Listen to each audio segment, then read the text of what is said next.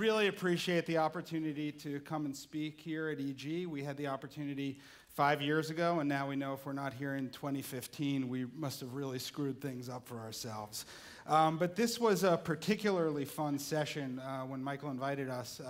The idea to really talk about what we do in the context of being siblings and how we grew up and what were some of those influences and how they impacted our ability to identify opportunities and solve problems. And so this is Evan, my brother, and I. Oh, and by the way, Evan has been very busy on production, so I put the slideshow together. So he does talk, and he will, and I've begged him to interrupt me. But we grew up in, JibJab's at the intersection of art and technology, and we were very, very fortunate to grow up. Our father was passionate about computers and technology and self-taught, and built in the late 70s and early 90s, was really pioneering, and we grew up around him building data centers and selling big companies on the idea of disaster recovery before those things, people even knew what those words meant. And we got to run around and play in the data centers. And these are not stock photos. These are photos of our dad's office. These are real photos. They're not pulled off the internet. This was the most fun we've ever had preparing for a presentation. Yeah. So, and also, in addition, PC training centers, another area that he went into. You know, the classic immigrant entrepreneur, always on the bleeding edge, always on the verge of reckless, but as kids, something that was always really inspirational, and always surrounded at home with technology. And I saw Steve Wozniak here, and I'm like, oh yeah, this is what we grew up around. This is us on our 300 baud modems, dialing to BBSs, and kind of playing around as kids. And luckily, the computer and technology side was balanced by our mother, who was a jazz singer and always kind of fostered creativity in the house. And I love this photo because, guess which one of us went into investment banking and got his MBA, and which one went to art school and kind of had a little bit more fun. This is us in our dad's office, and it was a great photo. We looked at it, it was like, wow, what a vantage point to kind of grow up and to see technology changing and be surrounded by art. And I think it was that combination that in 1999 allowed us to identify this opportunity at the intersection of art and technology, both having a shared background, but also both living very different lives in very different worlds for most of our adult life. I was almost 30, Evan was mid-20s when we came together. And what we saw was that a couple of trends that presented a big opportunity. The cost of production was falling very, very quickly. I was amazed. I was at business school, and Evan and his friends were doing with, desktop computers and software, but not only could, and also where the barriers to entry in the entertainment industry used to be capital, right? You needed $1 million to make anything. Now the barrier to entry was really talent as the tools became accessible. And that also distribution was opening. It was no longer about just needing to go to a gatekeeper to get to an audience. We could actually build a worldwide audience right from our little storefront. So that was the big idea. We said, wow, production's cost falling, distribution opening. Fortunately, we were naive enough with no entertainment industry experience to believe that that meant we could create a world-class entertainment brand. And so that's what we set out doing in 1999. And 5 years and a dot-com crash later, we had our quote-unquote overnight success in 2004. Just when we were about to give up on this whole making cartoons on the interweb thing, we hit just everything we thought was possible became real overnight. We had always focused on the audience and aggregating email addresses to build our connection with our fans. So when we had something new, we could go out to them.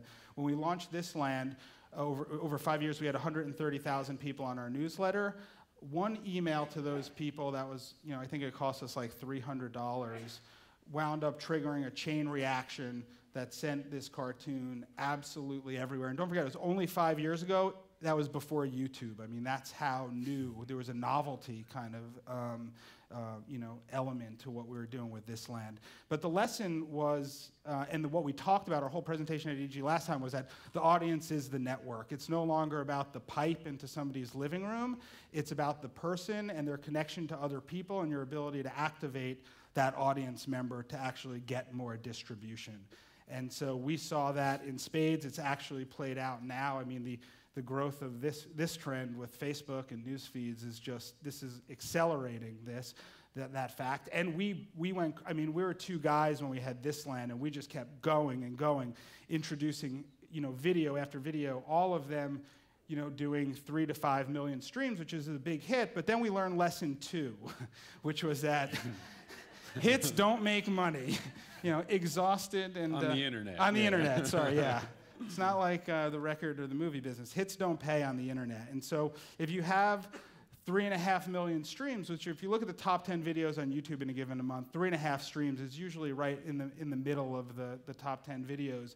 And you can get $20 per 1,000 views, which good luck if you can even get that on the internet. You're talking about $70,000 for a hit and all the risk that's involved there. So what we were trying to figure out is, how do we get out of the business of producing one movie that does 5 million streams and figure out a model where we can produce 1,000 movies that can do 5,000 streams each, but that also ties into a business model. And I think, this is where kind of our different backgrounds. I'm the MBA, the 2x2, breaking out my 2x2 matrix, saying, what is it about what we do that drives hits? And it was all about relevance.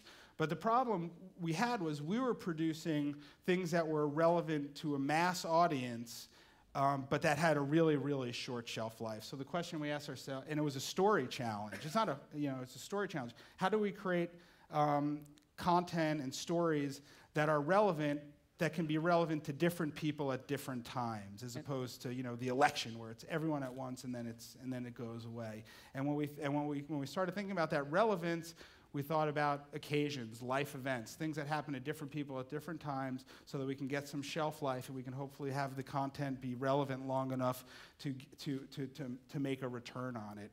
And I always call this the day the clouds parted and the light came shining down, desperately looking for a business model, and found out that American Greetings had an $85 million a year business selling e-cards on the internet. And it was like, wow, this is short-form content.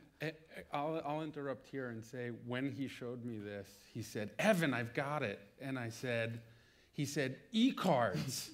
And I said, there is no way we're turning JibJab into an e-card company. And I think the big thing was, he said, don't think about it for what it is today. Think about what it could be. They're just short-form stories.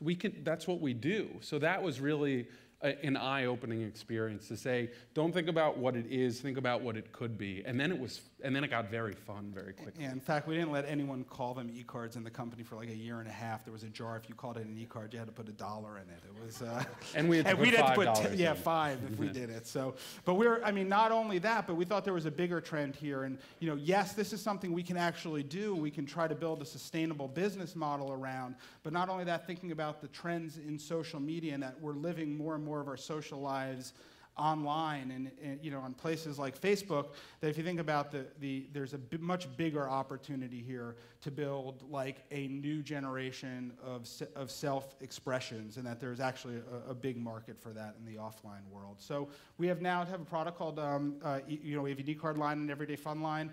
We did 117 million uniques in 2009 coming to the content, and they've been great because they've let us really scale our content and our production offering, and also work with like a worldwide network of artists to produce great content. And the last area we want to talk about is the audience, and this intersection of technology and content. And in 2005, all we saw was the audience as distributors. How can we activate the audience as a distributor? But what we've been doing, and what we're really, really excited about, is how do we combine content and tools so that the audience just doesn't distribute, that the audience is actually a co-creator. And so the product we launched in late 2007 is called Starring You. And in essence, what you do is you can pick a piece of content, and you can upload a photo to that piece of content, and you can put yourself in a video. I'm just going to show like a 15-second clip here, so you get a sense for what it is. Oh.